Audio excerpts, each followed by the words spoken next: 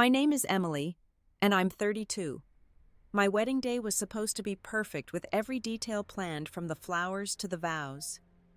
I stood in my dress, surrounded by laughter, music, and love, feeling like nothing could go wrong.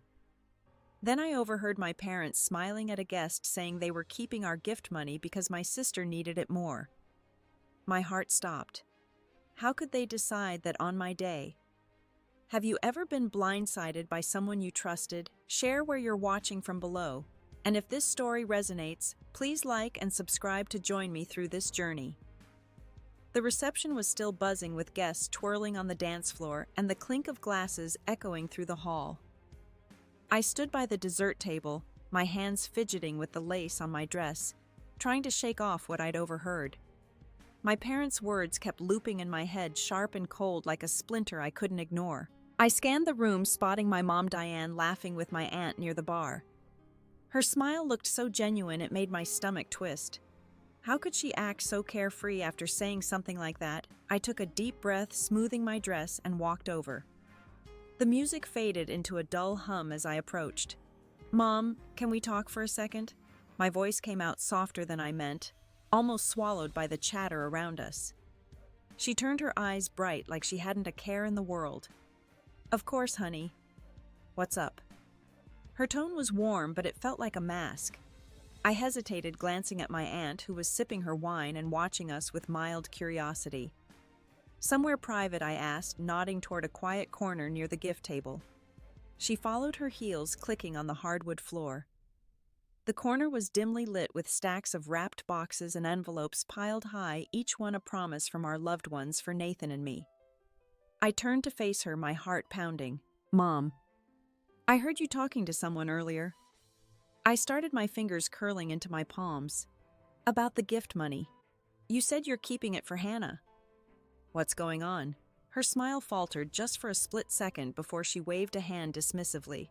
"Oh, Emily, you must have misheard. It's nothing to worry about on your big day." She reached out to touch my arm, but I stepped back, my chest tightening. "I didn't mishear," I said, my voice steadier now. "You said Hannah needs it more." "What does that mean? This is our wedding, Mom. That money's for me and Nathan." She sighed, folding her arms, her gold bracelet catching the light. "Look, Hannah's been struggling. You know, she lost her job last month. She's got bills piling up, and we're just trying to help her get back on her feet." "You're fine, Emily. You've got Nathan a new home, a good job. Hannah doesn't have that right now." Her words hit like a slap, casual but cutting. I stared at her, searching for some hint of guilt, but her face was calm, almost righteous. "So you just decided to take our money without asking, on my wedding day?" My voice cracked, and I hated how small it sounded. "It's not like that," she said, her tone sharpening. "We're family, Emily. We take care of each other.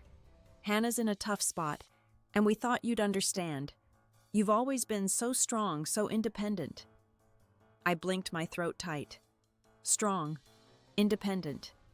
Those words, ones I'd always taken pride in, now felt like a cage. They were using my strength as an excuse to sideline me, to prioritize Hannah. Again. I flashed back to a memory from when I was 12 at my school play. I'd practiced for weeks to play the lead, but when Hannah forgot her lines in her small role, Mom spent the whole night comforting her, barely mentioning my performance. I'd brushed it off, then told myself it didn't matter. But standing here now in my wedding dress, it mattered.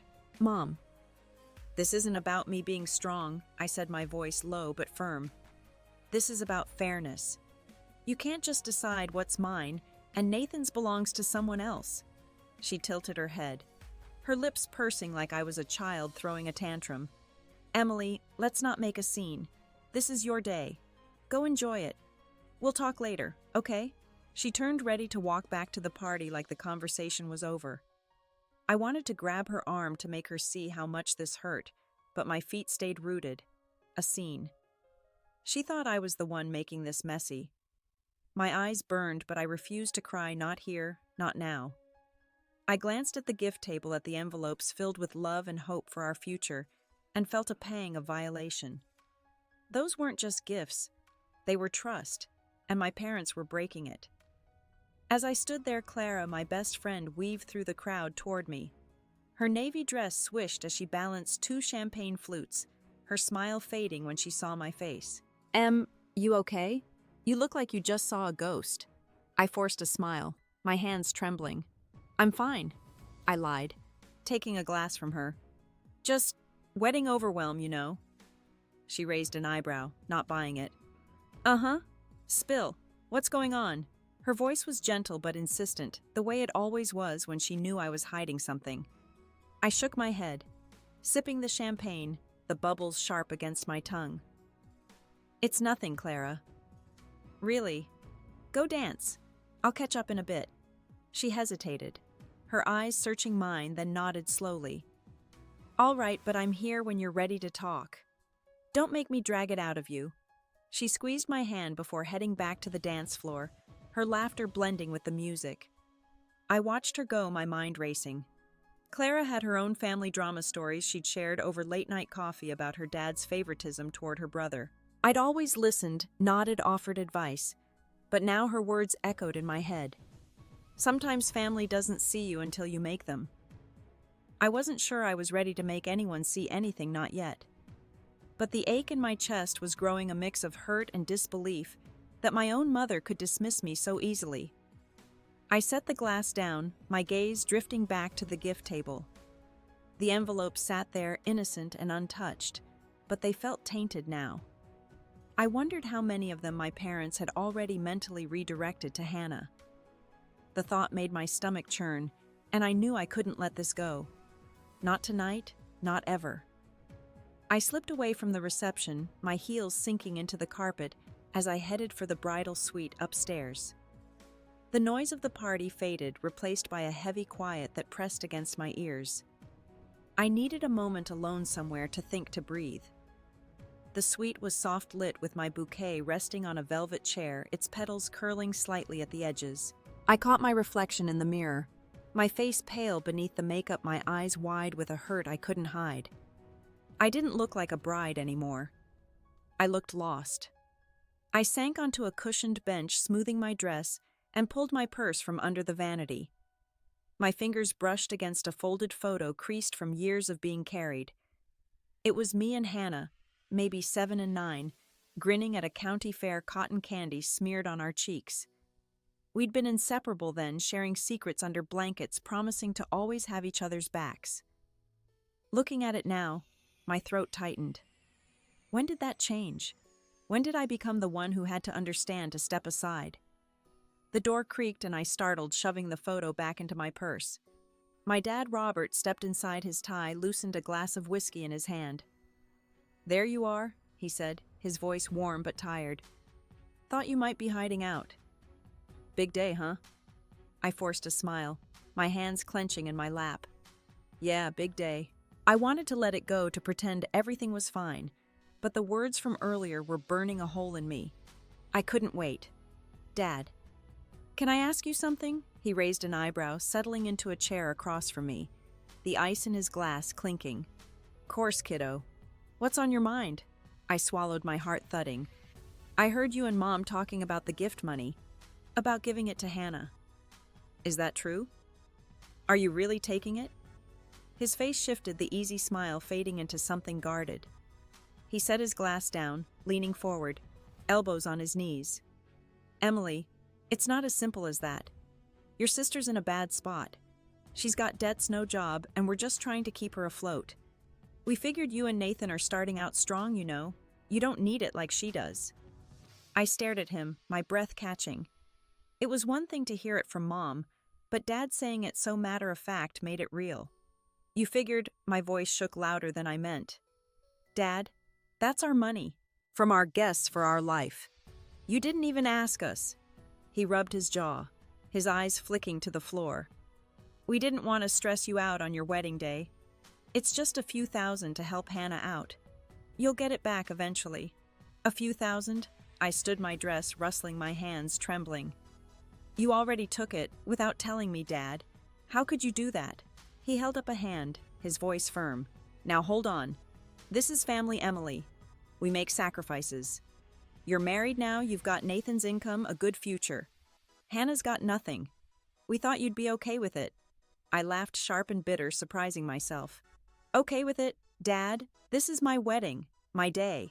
And you're stealing from me to fix Hannah's problems. How is that fair? He stood too, his face reddening. Don't talk to me like that. We're doing what's best for everyone. You've always been the strong one, Emily. Don't make this harder than it needs to be. There it was again. The strong one. Like it was my job to carry the weight to nod and smile while they put Hannah first.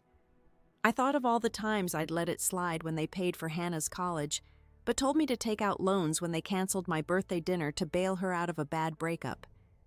I told myself it was fine that I could handle it. But this was different.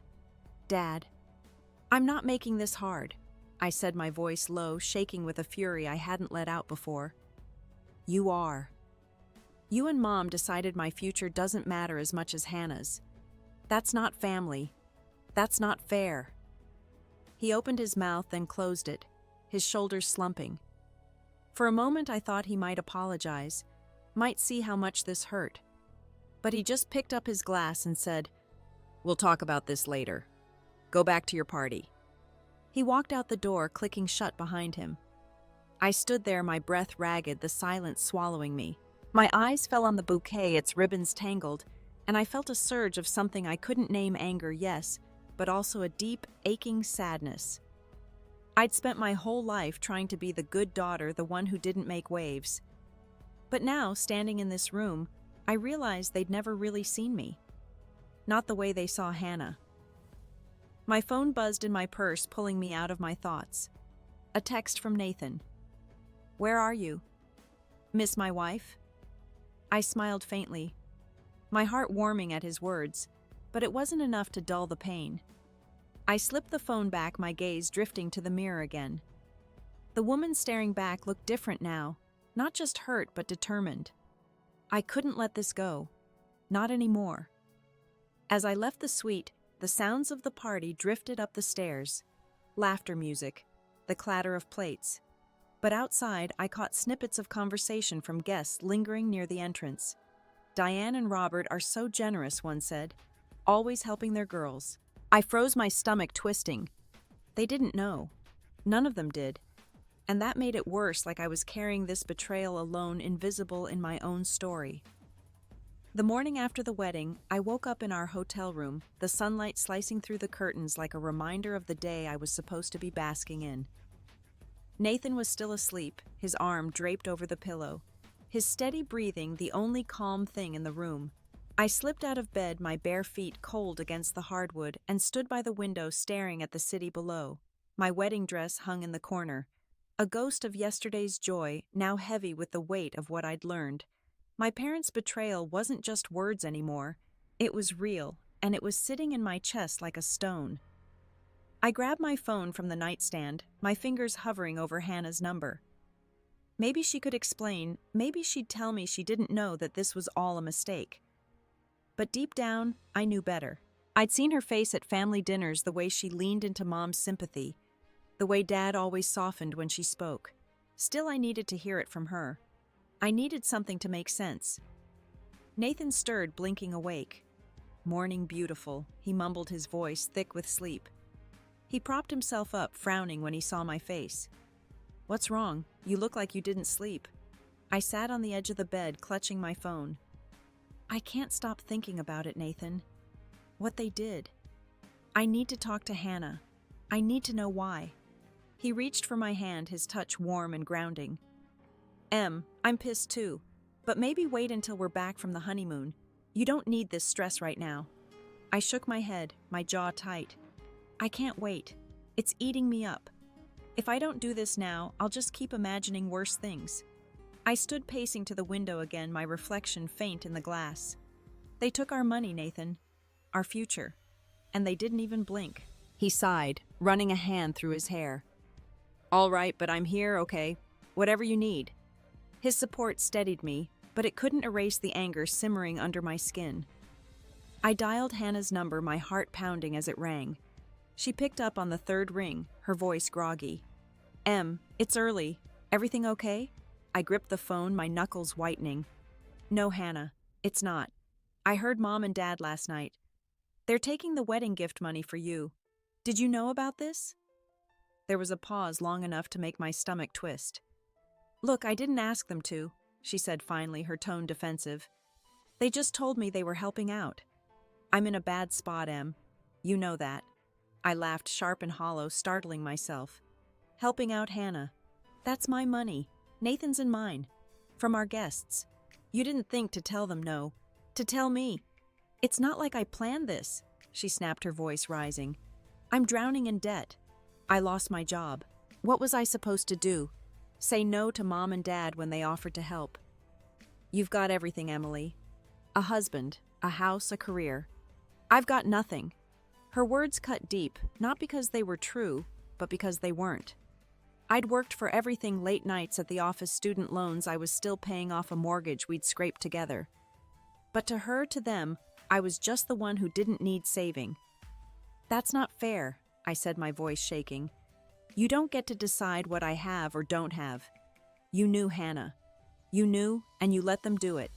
She went quiet again, then muttered, I didn't think it'd be a big deal. I figured you'd understand. Understand? I was almost shouting now, and Nathan looked up, his eyes wide. This was my wedding, Hannah. My day.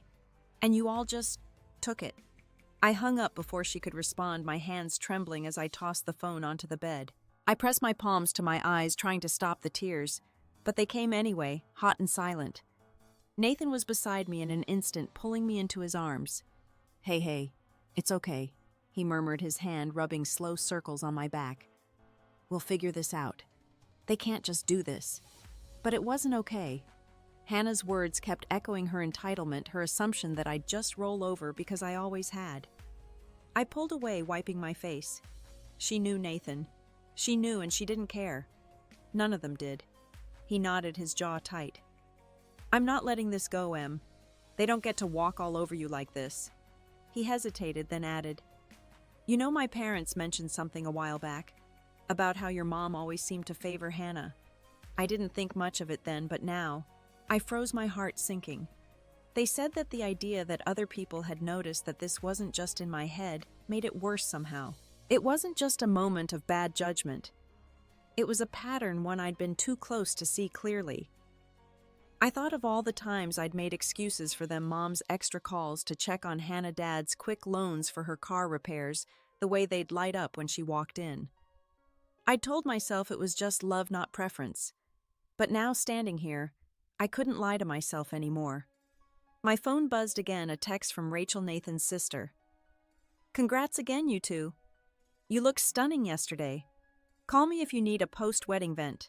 I stared at the screen, my chest tight. Rachel was sweet, always ready to listen, but I wasn't ready to spill this to anyone else. Not yet. I set the phone down, my mind racing. Hannah's defensiveness, her refusal to take responsibility, it wasn't just about the money. It was about everything, all the years of being second, of being the one who had to be okay. I walked to our suitcase, pulling out a sweater to pack, my movements mechanical. But inside, I was burning. I couldn't let this sit. Couldn't let them think this was fine. I didn't know what I'd do next, but I knew one thing: I wasn't going to be the strong one anymore. Not like this. A week had passed since the wedding, and I was back in my parents' house, the familiar scent of Mom's lavender candles, doing nothing to ease the knot in my chest. The dining room table was set for a post-wedding dinner with plates of roasted chicken and mashed potatoes, but the warmth of the scene felt hollow.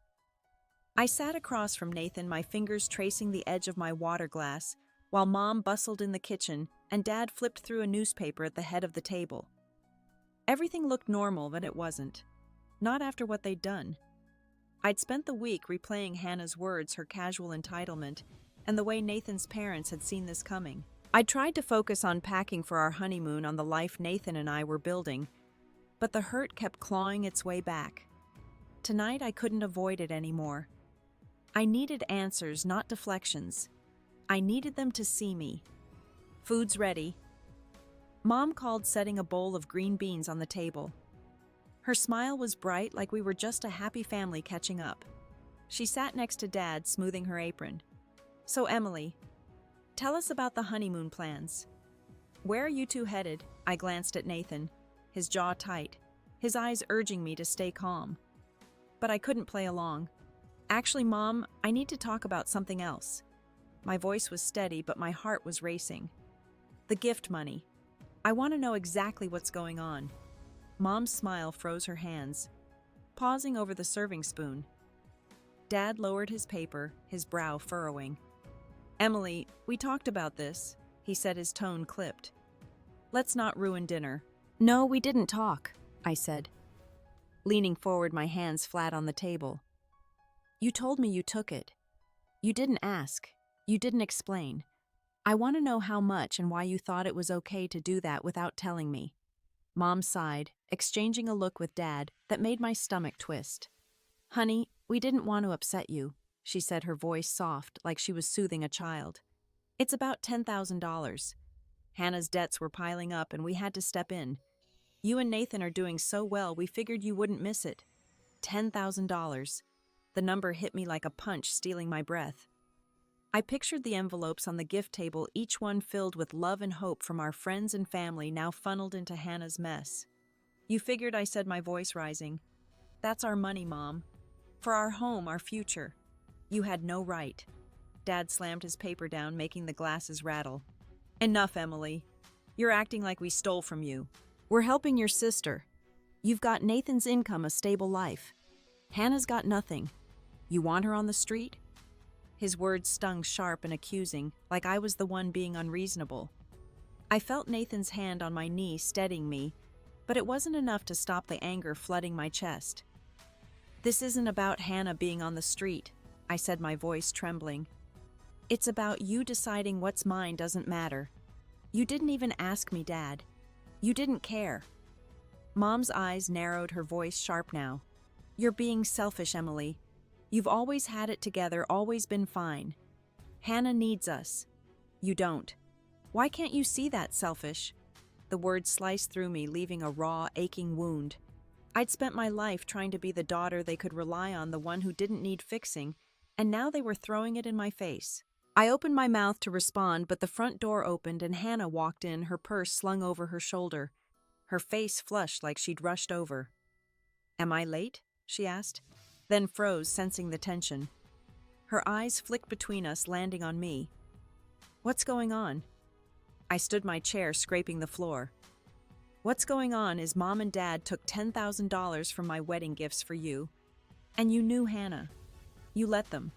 Her face paled, but she didn't deny it. I didn't ask them to, she said, her voice low. They just did it. I'm sorry, okay, but you've always had it easy. You don't know what it's like to be me. Her words were a knife twisting deeper. Easy. Like my years of working overtime, of scraping by, of building a life with Nathan meant nothing. I looked at her, at the sister I'd once shared everything with, and felt a chasm between us I didn't know how to cross. You think I've had it easy? I said, my voice breaking. I've worked for everything, Hannah, and you all just took it. Dad stood now, his voice booming. That's enough. This is family, Emily. We do what we have to. You're making this harder than it needs to be. Nathan pushed his chair back, his face red. No, you're making it hard, he said, his voice low but fierce. You don't get to take from Emily and Nathan to fix Hannah's problems. That's not how this works, Mom gasped, her hand flying to her chest. Nathan, how dare you? We're her parents. We know what's best. I looked around the table at Mom's indignant glare, Dad's clenched fists, Hannah's averted eyes. They were closing ranks, shutting me out, and it hurt more than I could say. I'd come here hoping for clarity, for some shred of remorse, but all I got was blame. I felt small, invisible, like the girl who'd sat quietly while they fussed over Hannah's crises year after year. I grabbed my purse, my hands shaking. I can't do this, I said, my voice barely above a whisper. Not right now. I turned to leave, Nathan following, but Mom's voice stopped me. Emily, don't walk away, she said, her tone sharp. You're tearing this family apart. I spun around, tears burning my eyes. Me. I'm tearing it apart. You took my wedding, my trust, and you're blaming me. I didn't wait for an answer. I walked out the door, slamming behind me. the weight of their words pressing down like a storm I couldn't escape. I was back at the wedding, the memory pulling me under like a riptide. The reception was winding down the dance floor, thinning as guests sipped their last drinks. I stood near the cake table, my hands smoothing my dress for the 100th time, trying to hold myself together. The fight with Dad in the bridal suite was still raw, his words echoing, "You're making this harder than it needs to be." I wanted to scream to tell everyone what they'd done, but I was still Emily, the one who kept it together. Always. Then I saw them, Mom and Hannah, standing by the gift table, their heads bent close, laughing like they were sharing a secret. The sight stopped me cold. The table was a sea of silver and gold envelopes, each one a piece of Nathan's and my future glowing under the chandeliers. But Mom's hand rested on a stack of them, casual, possessive, and Hannah's smile was too bright, too carefree for someone drowning in debt. I edged closer, hidden by a cluster of guests, my heart hammering. "You don't have to worry," Mom was saying, her voice low but clear. "We'll make sure you're set. This'll cover the worst of it." She patted an envelope, her fingers lingering like it was already hers. Hannah nodded, her eyes glinting. "Thanks, Mom. I didn't know how I was going to get through this." She hugged Mom quick and tight, and they both laughed again, oblivious to the world. I felt the air leave my lungs, my vision narrowing. This wasn't a spur-of-the-moment decision. They'd planned it, talked about it while I was dancing with Nathan, smiling for photos, believing this day was mine. My hands shook and I gripped the edge of a table, the linen cool under my fingers.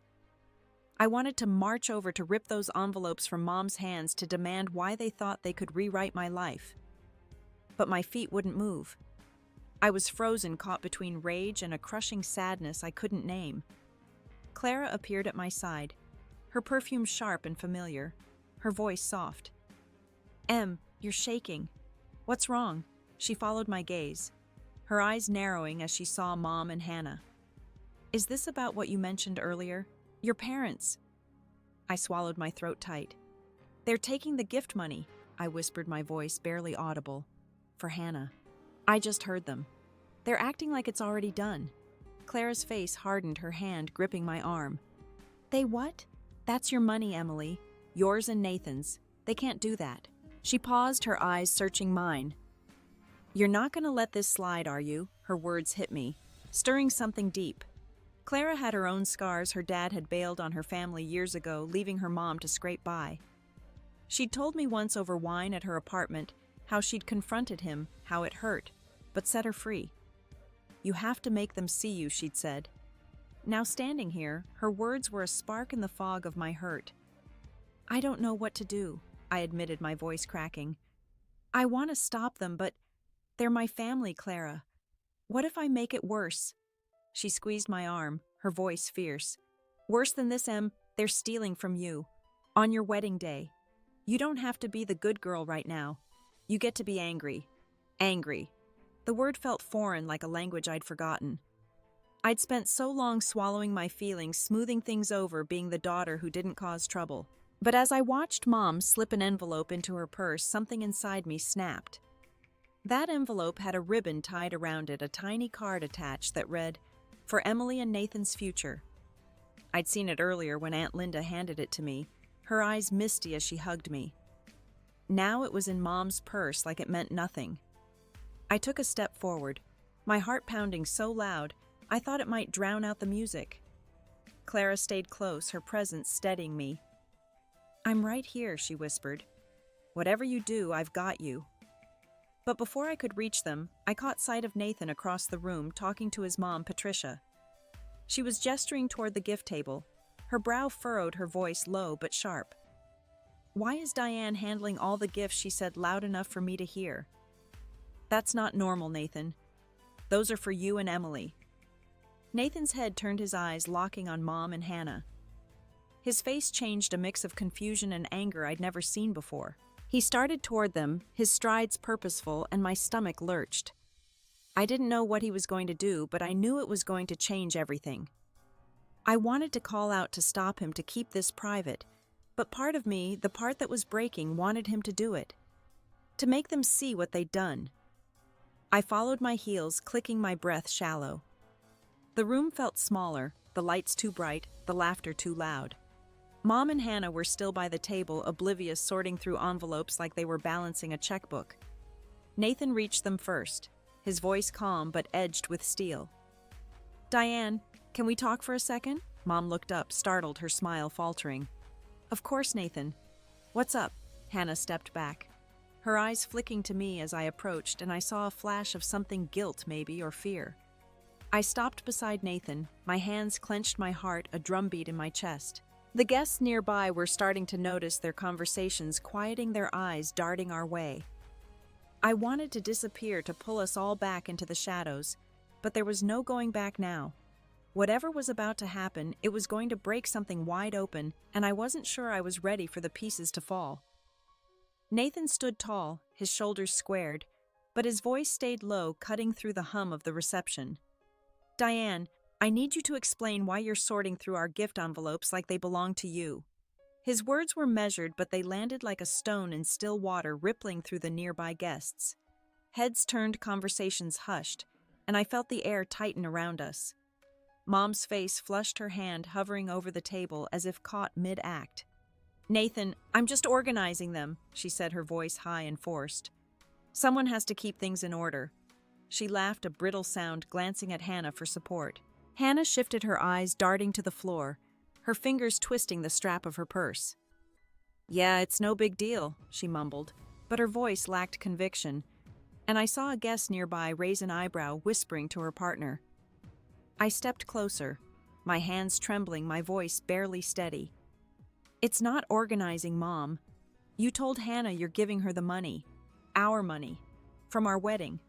The words spilled out louder than I meant, and a gasp came from somewhere in the crowd. My chest heaved, the weight of saying it aloud making my knees weak. Mom's eyes widened, her mouth opening and closing like a fish out of water. "Emily, lower your voice," she hissed, stepping toward me. "You're misunderstanding. We're just helping your sister. This isn't the place." "Not the place?" Nathan cut in, his voice rising now sharp and unyielding. He reached into his suit jacket and pulled out a plain white envelope, holding it up for everyone to see. "This is the place, Diane, because you made it the place when you decided to take what's ours." He slid the envelope across the table toward her and Dad, who just joined us, his face a storm cloud. Dad snatched it, his jaw tight. "What is this, Nathan? Some kind of stunt?" He tore it open, his hands rough, and a single sheet of paper fluttered out along with a small photo. He scanned the paper, his eyes narrowing, then passed it to Mom, who clutched it like it might burn her. I didn't know what was in that letter, but Nathan's face told me it was everything, every hurt, every betrayal laid bare.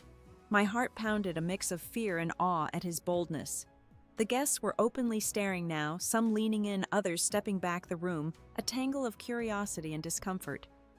I caught sight of Aunt Linda, her hand over her mouth, and Uncle Greg shaking his head, muttering something to his wife. Mom's voice broke the silence, shrill and defensive. "This is outrageous. You're accusing us of stealing. We're your family, Emily. We're doing this for Hannah, for all of us." She waved the letter, her hands shaking, and the photo fell to the floor, a picture of the fixer-upper Nathan and I had bought, our first home, the one we dreamed of making ours. It lay there face up, a silent accusation. Hannah stepped forward, her voice cracking. You're blowing this out of proportion. I didn't ask for this. You're making me look like the bad guy." Her eyes were wet, but her words felt hollow, rehearsed, and I saw Clara in the crowd. Her arms crossed, her expression hard. I wanted to scream, to tell Hannah she didn't get to play the victim, but my voice caught, trapped in a throat burning with tears. "You're not the bad guy," I said, my words soft but jagged. "Then why didn't you stop them? Why didn't any of you tell me?" I looked from Hannah to Mom to Dad, searching for something, remorse, shame. Anything, but all I saw was defiance, like I was the one who'd betrayed them. Dad's voice boomed, drawing every eye. "This is enough. You're humiliating us in front of everyone, Emily. You and Nathan think you can shame us. We're your parents." His face was red, his hands clenched, and the word parents felt like a slap, a reminder of the trust they'd shattered. The room was suffocating, the weight of their words. the guests' stares, the exposed truth pressing down on me. I felt Nathan's hand on my back, steady but tense, and I wanted to lean into him to hide, but I couldn't look away from Mom's face, her shock turning to anger, her eyes accusing me of ruining everything. Hannah was crying now, loud and dramatic, and a few guests moved to comfort her, their murmurs a low hum of judgment. I stood there, my dress heavy, my breath shallow, the world tilting under me. Everything I'd held together, my love for my family, my hope for this day, was crumbling, and I was falling with it. My heart was a raw, bleeding thing, and I didn't know how to stop the hurt, how to make them see what they'd done. All I knew was that we were standing on the edge of something broken, and there was no way back. 2 weeks had passed since the wedding, and I was sitting on the couch in our new apartment, the afternoon light slanting through the blinds. The chaos of that night, the letter, Mom's outrage, Hannah's tears still clung to me like damp clothes. Nathan was at work, and the quiet of the apartment felt both safe and stifling. I'd spent days replaying the scene, the way my family turned my hurt into their defense, and each memory tightened the knot in my chest. But today, something shifted. I was done waiting for them to fix this. I pulled a notebook from the coffee table, one I'd kept since I was a teenager, its pages filled with late-night thoughts and half-forgotten dreams. Writing had always been my way of untangling the mess in my head, and now I needed it more than ever. I grabbed a pen, my hand steady despite the tremor in my heart, and started a letter to my parents. Not like Nathan's sharp and public, but mine, raw, deliberate mine. Dear Mom and Dad. I wrote the words, spilling out slow at first, then faster. I've spent my life trying to be the daughter you could count on, the one who didn't need saving. But what you did at my wedding broke something in me. You took my trust, my future, and gave it to Hannah without a word. I'm not okay with that. I can't be the strong one anymore, not when it means letting you hurt me. My pen paused, my eyes stinging. I saw Mom's face, her indignation at the reception, and Dad's booming voice calling me selfish. I'd swallowed their words for so long, but now they choked me. I kept writing, my thoughts sharpening. I need you to see what you've done. I need you to take responsibility. Until you do, I can't be around you. I'm choosing myself this time. Each sentence felt like a brick laid down, building a wall between the old Emily and the one I was becoming. I wrote about the years I'd felt invisible when they'd paid for Hannah's summer camp, but told me to get a summer job when they'd cheered her small victories while mine went unnoticed. I wasn't accusing, just honest, and that honesty was a kind of power I'd never let myself claim. I set the pen down, my hands trembling, and read the letter back. It was 3 pages messy with crossed-out words and tear smudges, but it was true. I folded it carefully, slipping it into an envelope, and wrote their address in steady strokes. My heart raced, not with fear, but with something fiercer, resolve. This wasn't about punishing them. It was about protecting me, about saying I deserved better. I stood crossing to the kitchen where a stack of moving boxes still sat half unpacked. On top was a framed photo from our engagement shoot, Nathan and me laughing in a park, his arms around me. I traced the frame, grounding myself. He'd been my rock through this, but this step was mine alone. I tucked the envelope into my purse, my fingers brushing the leather, and felt a spark of clarity. Mailing this letter would change everything, and I was ready for it. The door opened and Nathan walked in, loosening his tie, his face softening when he saw me. "Hey, you okay?" he asked, dropping his bag by the couch. "You look different." I smiled, small but real. "I'm writing to my parents. A letter. Setting boundaries." My voice was quiet but firm, like I was testing the words out loud. His eyes widened, a mix of surprise and pride. "Wow, Em, that's huge." He sat beside me, his hand finding mine. "What made you decide to do it?" I leaned into him, the warmth of his shoulders steadying me. "I can't keep waiting for them to see me. I've been carrying their choices my whole life, and I'm done. This is me saying enough." He nodded, his thumb brushing my knuckles. "I'm proud of you. You know that, right? Whatever happens, we're in this together." He hesitated, then added, "I had to do something like this once with my cousin. He kept borrowing money, never paid it back. Cutting him off was hard, but it was the only way. His story grounded me, a reminder that I wasn't alone in drawing lines. I squeezed his hand, my heart swelling with gratitude. Thanks, Nathan. I hope they read it. I hope they understand. They will, he said, his voice sure. And if they don't, that's on them. You're doing the right thing. I stood grabbing my purse, the envelope's weight, a quiet promise. I'm going to mail it now. I said, my voice stronger than I felt. Before I second-guessed myself, Nathan grinned, standing with me. Want company? Or is this a solo mission? I smiled, the first real one in days. Solo, I think. But I'll be back soon. I kissed him quick and soft and headed for the door, my steps lighter than they'd been in weeks. The mailbox was just down the street, a small act that felt monumental. As I walked, the autumn air cool against my skin, I felt something rising in me, a strength I'd always had but never claimed. This was my line in the sand, and I was ready to stand behind it. The coffee shop was a few blocks from our apartment, its windows fogged with steam and the scent of roasted beans wrapping around me as I stepped inside. I'd texted Hannah that morning, asking to meet, my fingers hesitating over each word. Part of me wanted to stay home to let the letter I'd mailed to Mom and Dad be my only move, but another part needed to face her. Not to fix things, not yet, but to say what I'd held back for too long. I chose a table by the window, the glass cool against my elbow, and waited, my hands wrapped around a mug of chamomile tea. Hannah arrived 10 minutes late, her scarf loose and her cheeks pink from the autumn chill. She slid into the seat across from me, her eyes wary, like she was bracing for a fight.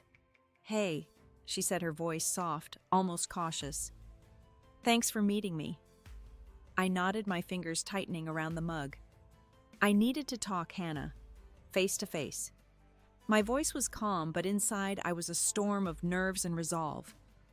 The letter had been my first step away to draw a line with my parents, but this was different. This was me looking my sister in the eye, the sister I'd loved and envied and resented, and saying what I'd buried for years. She fidgeted, tucking a strand of hair behind her ear. Look, Em, I know you're mad about the wedding. I didn't mean for any of that to happen. I'm sorry. Okay, I took a slow sip of tea, letting her words hang between us. Sorry. It was too easy, too thin, like a bandage on a broken bone. I don't need an apology, Hannah, I said, setting the mug down. I need you to understand what you did. You knew Mom and Dad were taking our gift money. You knew, and you didn't say a word. You let them make me feel like I didn't matter. Her eyes flashed a spark of defensiveness. I didn't ask them to do it, Emily. They just decided. I'm drowning in debt and they wanted to help. I thought you'd get it, you know. You're always so put together, you and Nathan, with your perfect life. Her words stung, but not like they would have a week ago. I leaned forward, my voice low but steady. My life isn't perfect, Hannah. I work 60-hour weeks. I'm still paying off student loans. Nathan and I saved for years to buy that house. You don't get to decide what I have or don't have, and you don't get to act like I owe you my future because you're struggling. She blinked, her mouth opening, then closing. For the first time, I saw a flicker of something, maybe shame, maybe realization, cross her face. I didn't think of it like that, she said, her voice quieter now. I've been so messed up, Em. I didn't know how to say no to them. I leaned back, my chest tight. Part of me wanted to reach across the table to hug her like we were kids again, but I couldn't. Not yet. That's the problem, Hannah. You didn't say no. You let them choose you over me, and you've done it before. All those times Mom and Dad bailed you out, celebrated you while I was just there. I'm done being the one who's fine with it. She looked down, her fingers twisting the edge of her scarf. I didn't know you felt like that, she murmured. I thought you were okay. You never said anything. I swallowed, my throat burning. I shouldn't have had to. You're my sister. You should have seen me. The words hung heavy, and for a moment the hum of the coffee shop, clinking mugs, soft chatter faded away. It was just us and the truth I'd finally let out. Hannah's eyes welled up, but she didn't cry. I'm sorry, Em. I don't know how to fix this. I want to, but I don't know where to start. I shook my head, my voice firm but not cruel. I'm not asking you to fix it, Hannah. I'm asking you to own it. To think about what you've done, what they've done. Until you all do, I can't be around you. I have to protect myself. She stared at me, her lips parting but no words came. I stood slinging my purse over my shoulder, my heart pounding but lighter like I'd shed a weight I'd carried too long. I hope you figure it out, I said, my voice soft but final. I really do. I turned and walked out, the bell above the door jingling as I stepped into the crisp air. Outside, the street was alive with people, kids on scooters, couples laughing, a bus rumbling by. I paused, my breath visible in the cold, and noticed a barista, Lily, sweeping the sidewalk. She'd overheard part of our talk, her eyes kind as she glanced my way. Rough day, she asked, leaning on her broom. I smiled, faintly surprised by her warmth. Yeah, family stuff. You ever deal with that? She nodded, her ponytail bouncing. Oh yeah. My brother pulled something similar last year. Took money from our mom without asking. I had to call him out. It sucked, but it was worth it. She shrugged, offering me a small wave. Hang in there. Her words, simple and unpolished, settled something in me. I wasn't alone in this, not really. I started walking home, my steps, sure, my grandmother's locket bouncing against my chest. I'd worn it today, a quiet reminder of the woman who'd taught me to stand tall even when it hurt. The locket was warm from my skin, and I touched it, feeling her strength in me. When I got back to the apartment, Nathan was in the kitchen chopping vegetables for dinner. He looked up, his eyes searching mine. How'd it go? He asked, setting the knife down. I leaned against the counter, my purse sliding to the floor. I told her the truth, I said, my voice steady. I told her I'm done letting them walk over me. It felt good. Hard, but good. He smiled, small and proud, and pulled me into a hug. I rested my head against his chest, listening to his heartbeat, and felt a quiet power rising in me. I'd faced Hannah, drawn my line, and walked away whole. For the first time in weeks, I felt like I was choosing my own story. I stepped back, picking up a carrot from the cutting board, and popped it in my mouth, the crunch loud in the silence. Nathan raised an eyebrow, and I grinned, a spark of lightness breaking through. I wasn't fixed, not yet, but I was moving, and that was enough. I glanced at the locket, now resting on the counter, its silver catching the light, and nodded to myself. This was my beginning.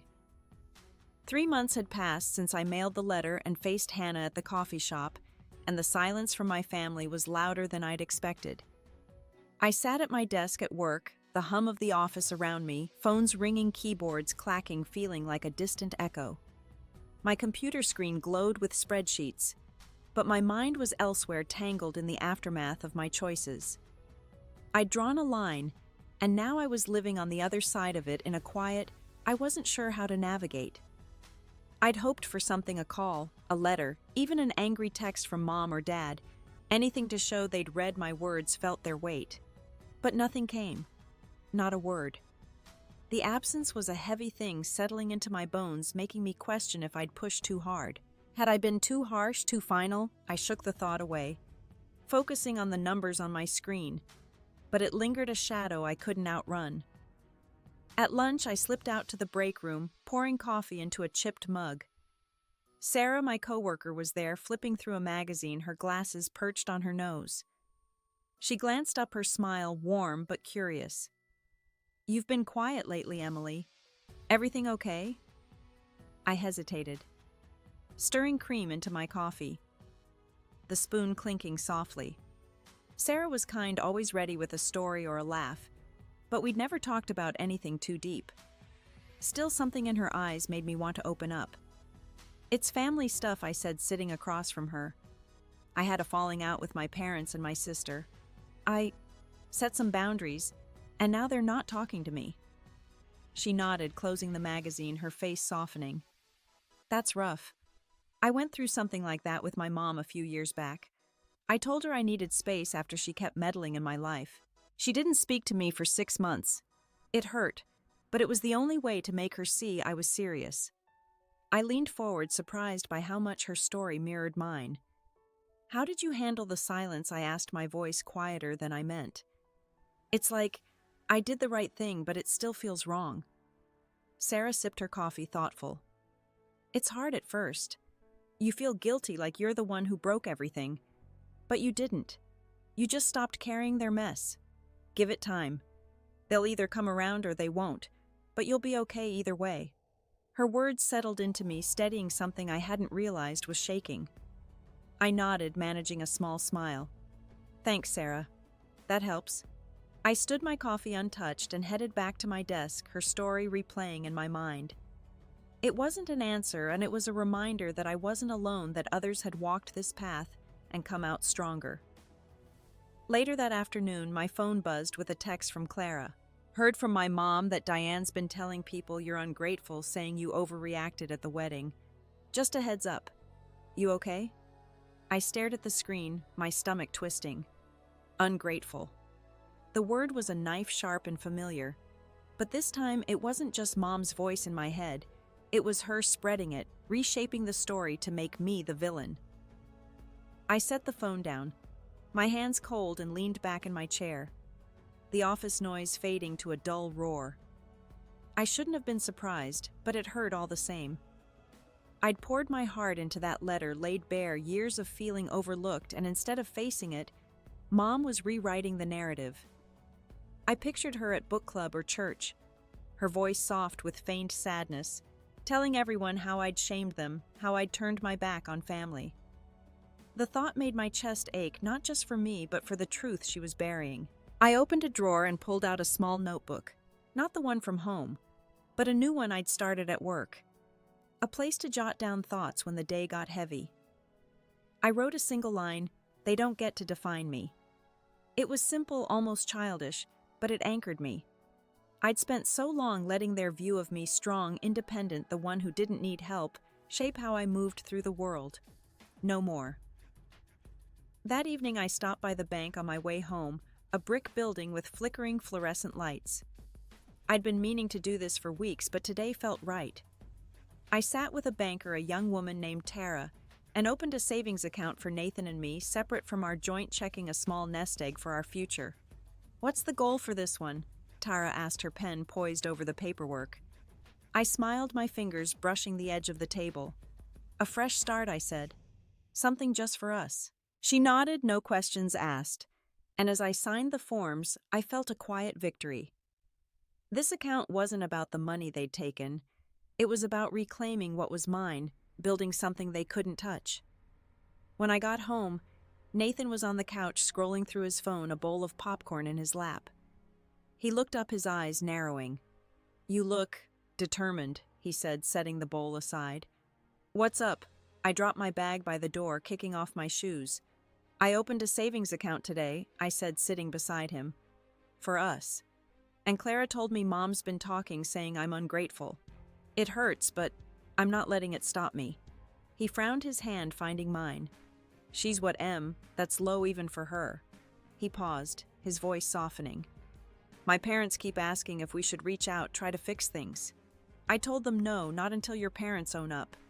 It's been tense." I squeezed his hand, grateful for his steadiness. "Thanks for holding the line," I said. "I just need to keep moving forward, one step at a time." But as I leaned into him, the weight of Mom's rumors, the silence from Dad and Hannah pressed down harder. I'd taken a stand, but the cost was this quiet, this isolation, and it felt like standing in a room where the air had gone still, waiting for something to break. The next Saturday, I found myself at a family friend's barbecue, the kind of gathering I'd normally skip, but felt obliged to attend. The backyard was alive with kids chasing each other, the sizzle of burgers on the grill, and adults clustered in lawn chairs, their laughter sharp against the summer hum. Nathan was by my side, his hand brushing mine as we navigated the crowd, but my eyes kept scanning, half expecting, half dreading a familiar face. I hadn't seen my family since the letter, since Hannah, and the weight of their silence followed me like a shadow. I was filling a plate with potato salad when I spotted her, Hannah, standing by a picnic table, a soda in her hand, chatting with our cousin Becca. Her hair was pulled back, her smile easy, like nothing had changed. My stomach tightened, and I set my plate down, the plastic fork trembling in my fingers. I hadn't planned for this, hadn't braced myself to see her so soon, so casual, as if my words at the coffee shop had evaporated. Nathan noticed his voice low. "You want to leave? We can go, Em." His concern was steady, but I shook my head, my jaw tight. I'd faced her once. I could do it again. But this time, I didn't want to fight. I just wanted her to see me, to feel the space I'd carved out. I walked over my steps, measured the grass soft under my sandals. Becca saw me first, her smile faltering as she sensed the shift. "Hey, Emily," she said, too bright, stepping back. Hannah turned her eyes, meeting mine, and for a moment the world narrowed to just us. Her smile faded, replaced by something guarded, almost fragile. "Hi, Hannah." I said, my voice even, but there was a coldness in it I didn't try to hide. "Didn't expect to see you here." She shifted, clutching her soda can tighter. "Yeah, Rebecca invited me. I didn't know you'd be here." Her words were soft, rushed, and I caught a flicker of something in her eyes. Guilt, maybe, or just discomfort. She glanced away toward the crowd, like she was looking for an escape. I nodded, my hands slipping into my pockets. "Guess we're both here now." I didn't raise my voice, didn't accuse, but the air between us was heavy, charged with everything unsaid. I wanted her to say something real, to acknowledge the letter, the coffee shop, the money, but she just stood there, her shoulders hunched. Then she spoke, her voice barely above a whisper. "I'm sorry, Em. About everything. I didn't mean to hurt you." It was an apology, but it felt hollow, like words she thought she should say, not ones she meant. Her eyes flicked to mine, then away again, and I saw it, the same avoidance she'd always leaned into, the same need for someone else to fix her mess. I didn't respond, just held her gaze until she looked down, her fingers twisting the tab on her can. The silence stretched sharp and deliberate, and I let it. I'd spent years filling those silences, smoothing things over, but not anymore. Becca shuffled nearby, clearing her throat, but I didn't break eye contact until Hannah turned and walked away, her steps quick, her head low. I exhaled, my chest loosening, but the relief was fleeting. As I turned back to the crowd, I caught Rebecca, our host, watching from the grill, her expression soft with understanding. She came over, a platter of burgers in her hands, and leaned in. "I heard about the wedding, Emily," she said quietly. "Your mom's always had a blind spot for Hannah. You didn't deserve that." Her words were kind, but they cut, confirming what I'd always half known. "Thanks," I murmured, managing a tight smile. "Just trying to move forward." She nodded, squeezing my arm before heading back to her guests, leaving me with a truth I wasn't sure I wanted. I found Nathan by the dessert table, his plate piled with brownies, and leaned into him, needing his warmth. "Hannah was here," I said, my voice low. She apologized, sort of, but it didn't feel like enough. He frowned, setting his plate down. "You okay?" His hand found mine, grounding me, but I could see the tension in his jaw, the same anger he'd felt at the wedding. "I don't know," I admitted, my eyes drifting to the crowd. A few relatives were watching, their glances quick and guarded, and I realized some had heard Mom's version, ungrateful Emily, the one who'd turned her back. Others, like Rebecca, seemed to see my side, their nods subtle but warm. The split was a quiet fracture, one I hadn't expected, and it made the barbecue feel like a minefield. Later, my phone rang as we drove home, Mom's name flashing on the screen. I let it go to voicemail, my heart pounding, and played it on speaker as Nathan drove. Her voice was tearful, trembling. "Emily, I got your letter.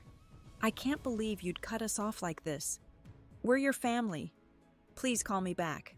No apology, no acknowledgement, just hurt, like I'd wounded her by standing up for myself. I stared at the phone, my hands cold.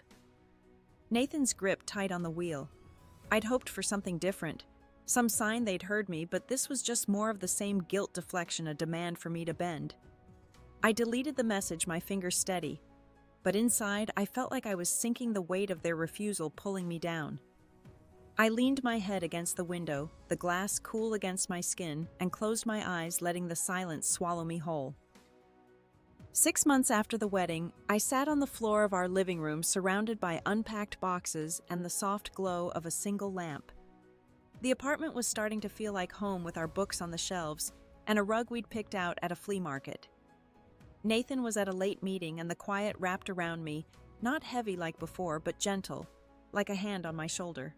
I'd been carrying so much Mom's voicemail, Hannah's half apology, the whispers at the barbecue, but tonight I felt lighter, like I'd finally set some of it down.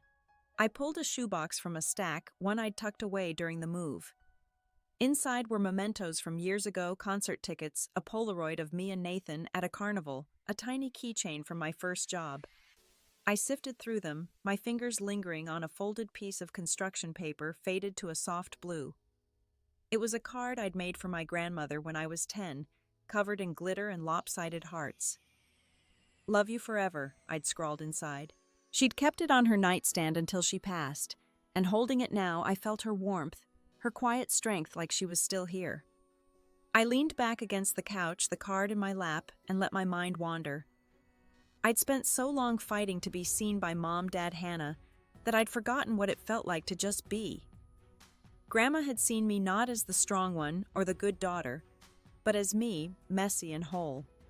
She'd listen to my stories, her hands busy with knitting, and tell me I was enough. I hadn't realized how much I needed that until now. I stood crossing to a small table by the window where I'd set up a few photos. One was of our wedding, Nathan and me laughing, oblivious to the storm that was coming. I didn't shy away from it anymore. It was part of our story, not the whole of it. I added the construction paper card next to it, a reminder of love that didn't demand anything from me.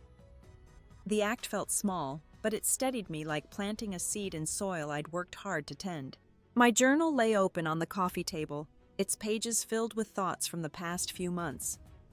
I'd started writing again, not just to process the hurt, but to understand myself.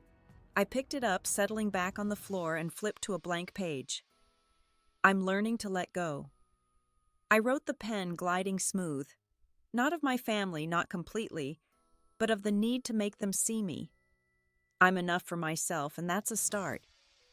The words came easier now, each one a step towards something new. I wrote about the apartment, how the creaky floors and chipped paint felt like ours. I wrote about Nathan, how his quiet support had carried me through. I wrote about the barbecue, how Hannah's eyes had avoided mine, and how I'd walked away feeling not broken, but whole. The hurt was still there, a bruise that ached when pressed, but it didn't define me anymore. I paused, glancing at the window where the city lights blinked in the distance. I thought of Clara, how she'd called last week, her voice bright with news of her own family's slow reconciliation. "It's not perfect," she'd said, "but it's better. You'll get there, Em, in your own way." Her story had stirred something in me. Not hope exactly, but a curiosity about what my own path might look like. I wasn't ready to reach out to my parents or Hannah, but I wasn't closing the door either. That felt like growth, small and real. The front door clicked and Nathan stepped inside, his coat dusted with early snow. He grinned, shaking flakes from his hair. "It's freezing out there," he said, dropping his bag. "You look cozy. What's all this?" He nodded at the shoebox, the journal, the card. I smiled, closing the journal. "Just remembering," I said. "Good stuff, mostly. Want to help me unpack the rest?" He kicked off his shoes, joining me on the floor. "Only if there's hot chocolate involved." His teasing eased the last of the tension in my chest, and I laughed, the sound soft but free. As we sorted through the box, pulling out old postcards and a cracked mug we'd never thrown out, I felt a quiet peace settle in. I was building something here, not just a home, but a life that was mine, and for the first time, that was enough. The next morning, Nathan and I walked through a park near our apartment, the air crisp with the promise of fall. Leaves crunched under our boots, and the sky was a clear, endless blue, the kind that made you feel small but whole.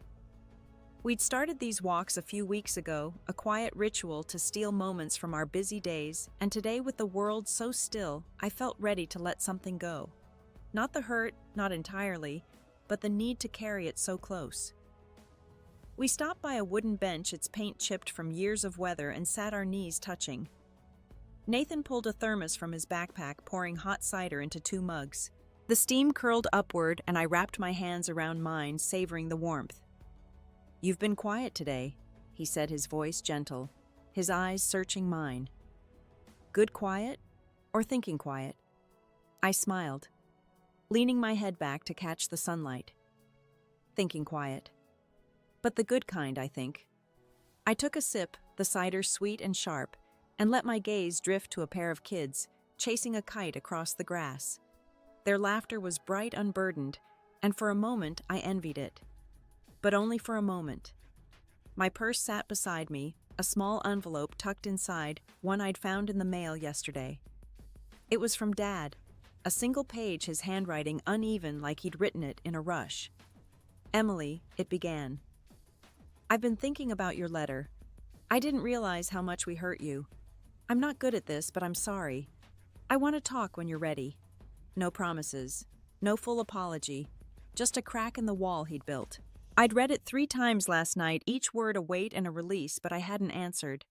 Not yet. I turned to Nathan, my voice soft. "Dad sent a letter. It's something. Not enough, but it's a start. I'm not sure what to do with it." He nodded, his mug resting on his knee. "You don't have to decide now. You've set your terms. Let him meet you there." His words were steady, a reminder of the space I'd claimed, and I felt a quiet gratitude for him, for us. I reached into my purse, pulling out the envelope, and ran my thumb over the return address. Dad's handwriting, once so familiar from birthday cards and grocery lists, now felt like a stranger's.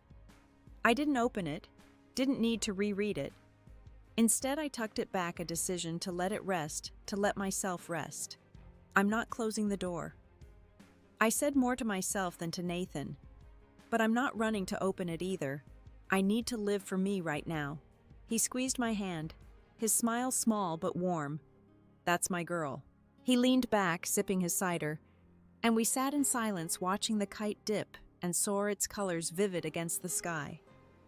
The park hummed with life, dog walkers, joggers, a man strumming a guitar under a tree, but it felt like we were in our own pocket of the world, untouched by the noise. A woman approached, older, her hair gray and her coat buttoned tight. She paused, nodding at the envelope peeking from my purse. "Family." She asked, her voice kind but direct, like she'd seen this before. I blinked, startled, then nodded. "Yeah, a letter from my dad. It's complicated." She smiled, her eyes crinkling. "Most family is. I got one like that from my son a while back. Took me a year to answer, but I'm glad I did. Take your time, hun." She walked on her steps, slow but sure, and I watched her go. Her words settling into me like a stone in a riverbed.